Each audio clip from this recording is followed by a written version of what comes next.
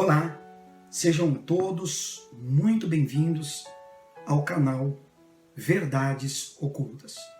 Eu sou Richard Faria e gostaria de convidar você a analisar comigo cuidadosamente as Escrituras. E o tema de hoje a ser observado é: quem é o Espírito Santo? Como se dá? Como se manifesta o batismo no Espírito Santo? Vem comigo e vamos analisar esta questão à luz da palavra de Deus.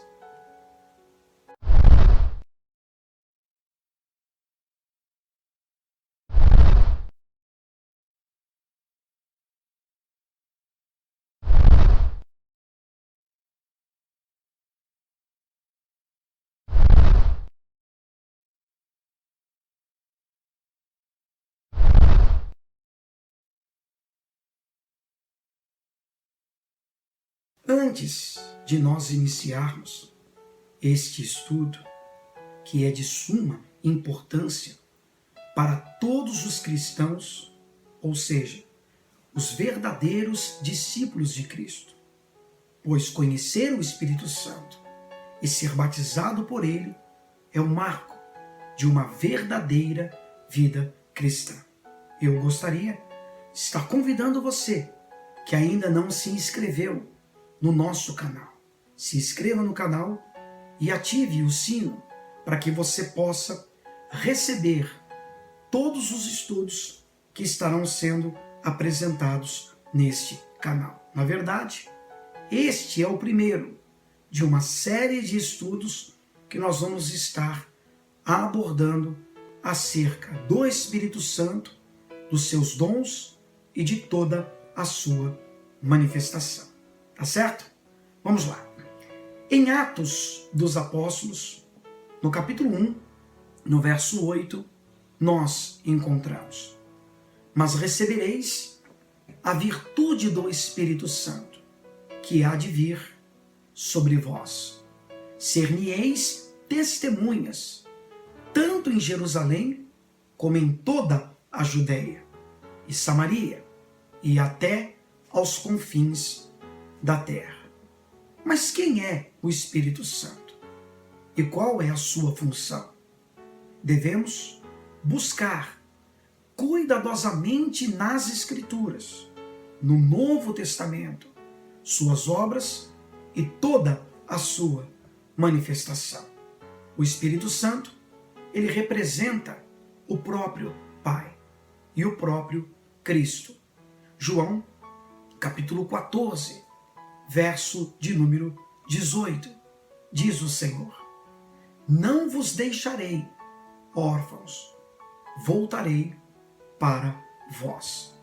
Ele representa também o Pai e a palavra da verdade, que é o Evangelho. Primeira epístola de João, capítulo 5, verso 7, diz: porque três são os que testificam no céu: o Pai, a Palavra e o Espírito Santo. Estes três são um. Sua função é revelar a verdade. Por isso, é impossível uma pessoa, o discípulo, ser batizado no Espírito Santo e ainda viver debaixo da mentira. João, capítulo 16, verso 13, diz o Senhor: mas quando vier aquele Espírito da verdade, ele vos guiará em toda a verdade, porque não falará de si mesmo, mas dirá tudo o que tiver ouvido e vos anunciará o que há de vir. Ele, o Espírito Santo, confirmará todos os ensinamentos de Cristo na vida do seu discípulo. João, capítulo 14, verso 16 e 17, diz: e eu rogarei ao Pai, e ele vos dará outro Consolador, para que fique convosco para sempre. O Espírito da verdade, que o mundo não pode receber, porque não o vê e nem o conhece. Mas vós o conheceis, porque habita convosco e estará em vós. Neste texto, apresentado pelo Senhor, nós encontramos muitas revelações importantes. Por exemplo, se Cristo fala do Espírito da verdade, existe no mundo em que nós vivemos um falso espírito, o espírito da mentira, se passando pelo Espírito Santo. E esse espírito, ele se manifesta, infelizmente, dentro de muitos ministérios. Uma outra revelação aqui importante a ser observada: Jesus estava ali com os seus discípulos e nós sabemos que nenhum deles eram convertidos ao Senhor. Eles só se converteram ao Senhor depois que foram selados, batizados no Espírito Santo. Então, quando Cristo declara: o Espírito da verdade habita convosco, mas estará dentro de vós. Essa é a diferença do Espírito Santo a habitar conosco e estar dentro de nós. O cristão que não é selado, que não é batizado no Espírito Santo, ele não está completo. Ele pode ser usado por Deus e pode também ser usado pelo falso Deus. Por isso a necessidade dele habitar dentro de nós, na sua totalidade. Somente o Espírito Santo pode convencer o mundo do pecado, da justiça e do juízo. João, capítulo 16, verso de número 8. E quando ele vier, convencerá o mundo do pecado, da justiça e do juízo. Por isso, é ele o penhor da nossa salvação. Efésios, capítulo 1, verso 14, diz: o qual é o penhor da nossa herança, para a redenção da possessão adquirida, para louvor da sua glória. Sua presença é quem determina verdadeiramente os que estão ligados ao Senhor.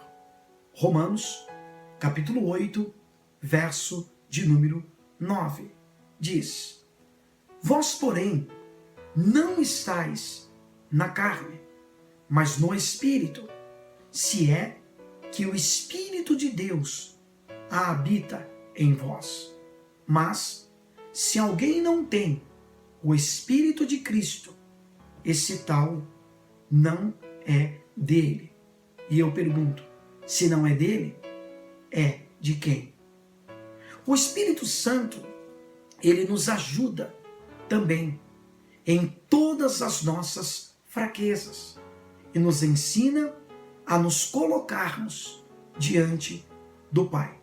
Romanos, capítulo 8, verso 26, diz: e da mesma maneira também o Espírito ajuda as nossas fraquezas, porque não sabemos o que havemos de pedir, como convém, mas o mesmo Espírito intercede por nós com gemidos inexprimíveis.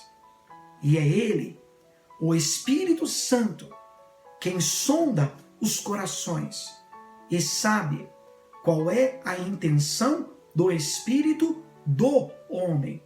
E segundo Deus, intercede pelos santos. Eu gostaria que os discípulos estivessem agora apercebidos a esse texto de Romanos, capítulo 8, verso 27. há tempo, nós temos orientado aqui neste canal que existem regras teológicas, existem pontos apresentados pela teologia que precisam ser revisados, como por exemplo, Senhor, Deus com letra maiúscula, Senhor e Deus com letra minúscula. O texto diz, Romanos 8, 27, e aquele que examina os corações, no caso o Espírito Santo, sabe qual é a intenção do Espírito. Veja, se o Espírito Santo é quem examina os corações, e ele sabe a intenção do Espírito, se na sua Bíblia aparece agora a palavra Espírito com letra maiúscula, é um erro da teologia, porque o Espírito Santo não sabe a intenção do Espírito Santo. Então, o texto é assim, aquele que examina os corações, no caso, o Espírito Santo, letra maiúscula, sabe qual é a intenção do Espírito, com letra minúscula, deveria vir. E é ele que, segundo Deus, intercede pelos santos. Isso nos mostra que o Espírito Santo, ele não possui nenhuma igreja, placa material. Todas as denominações que se apresentam como igrejas estão erradas, porque a igreja somos nós. O Espírito Santo tem igreja na Batista, na Mundial, na Universal, na Assembleia? Tem. Pessoas que na sinceridade do seu coração clamam por ele, porque ele trabalha em todos os lugares examinando o coração do homem, sabendo a intenção do Espírito do homem. Ele passa a interceder pelos santos. Veja, ao contrário do Espírito derramado na cobertura da lei, que nós necessitamos de estudar acerca disso, o espírito da lei impossibilita o homem de ter acesso às coisas espirituais. É comum, quando nós estamos debatendo ou quando nós estamos falando do Evangelho da Revelação, muitos pastores, pregadores, pessoas que não têm o entendimento da palavra, citam Deuteronômio, capítulo 29, verso 29, que diz: as coisas encobertas pertencem ao Senhor, nosso Deus. As reveladas, porém, nos pertencem a nós e aos nossos filhos para sempre, para que cumpramos todas as palavras desta lei. Então, os pastores que não têm entendimento, não querem ter entendimento, não querem examinar as Escrituras, quando se deparam com textos em explicação pela revelação, dizem: irmão, as coisas reveladas e encobertas pertencem a Deus. Esse Deus, no caso da lei, não é verdadeiro, porque na graça, no novo concerto, no Novo Testamento, o Espírito de Cristo nos revela todos os mistérios que estavam ocultos, não só no Velho Testamento, mas ele nos faz entender e compreender também mistérios no Novo Testamento. Observe, 1 Coríntios, capítulo 2, verso 12, diz o apóstolo Paulo: mas nós que estamos em Cristo, não recebemos o Espírito do mundo, mas o Espírito que provém de Deus, para que pudéssemos conhecer o que nos é dado gratuitamente por Deus. Então, na graça, o Espírito de Deus nos revela todos os seus mistérios. Neste texto, fica-se claro que o Espírito Santo só foi derramado no Novo Testamento, no Novo Concerto, na graça. Então, o Espírito do mundo, que foi derramado antes da vinda do nosso Senhor e Salvador, Jesus Cristo, no Velho Concerto, precisa cuidadosamente ser analisado. Voltando às obras do Espírito Santo, é Ele quem distribui seus dons à igreja. Aliás, a respeito dos dons, nós vamos estar trazendo revelações bombásticas neste canal, em estudos que vão mostrar para muitos discípulos falsos dons, falsas manifestações deste falso espírito dentro de muitas igrejas, ou seja, ministérios. Então vamos à questão dos dons. 1 Coríntios, capítulo 12, do verso 7 ao verso de número 11.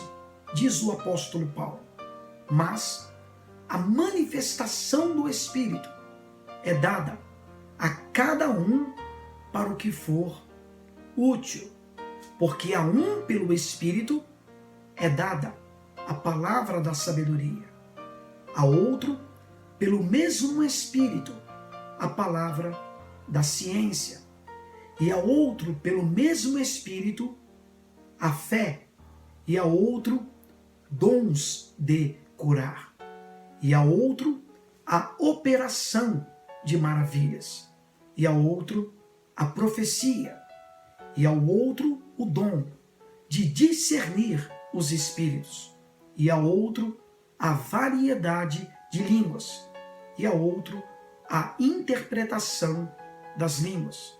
Mas um só e o mesmo Espírito opera todas essas coisas, repartindo particularmente a cada um como quer. Então, nessa carta estão aí todos os dons, todas as manifestações do Espírito Santo.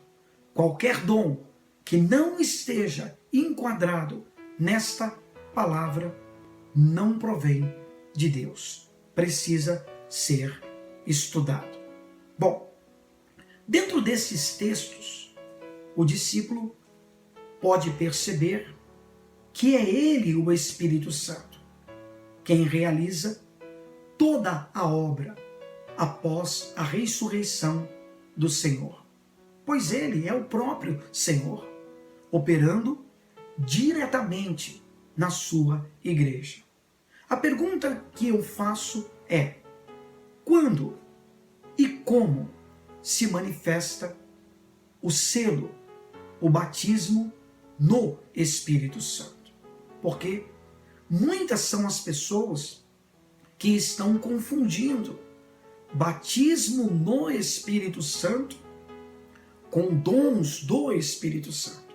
Nós não podemos fazer essa confusão. Batismo no Espírito Santo é uma coisa, dons é outra totalmente diferente, o que nós vamos estar observando, como dito, cuidadosamente aqui neste canal. O verdadeiro batismo no Espírito Santo, ele se dá, ele se manifesta no entendimento do discípulo, daquele que se entregou a Cristo na sinceridade do seu coração.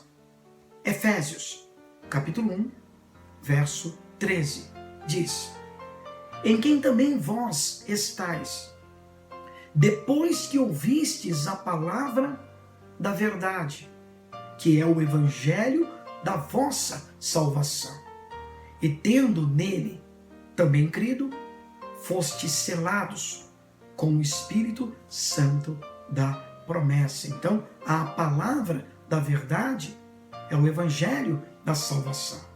O próprio Paulo, ele fala aos Gálatas que estavam sendo persuadidos a viverem na cobertura da lei.